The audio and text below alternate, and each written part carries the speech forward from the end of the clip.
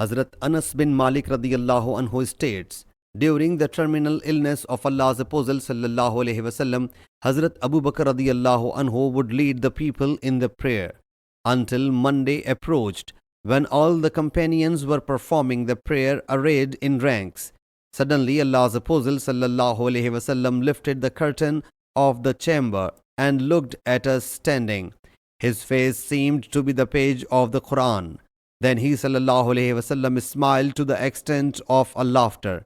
Hazrat Anas radiyallahu anhu says, owing to the arrival of Allah's Apostle sallallahu alaihi wasallam, we got delirious with felicity in the prayer, and Hazrat Abu Bakr radiyallahu anhu started retreating to join the first row, thinking that Allah's Apostle sallallahu alaihi wasallam was coming to perform the prayer.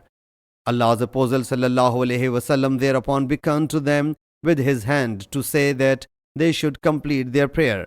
Allah's Apostle sallallahu alaihi wasallam then entered his chamber and drew the curtain. Allah's Apostle sallallahu alaihi wasallam passed away that very day.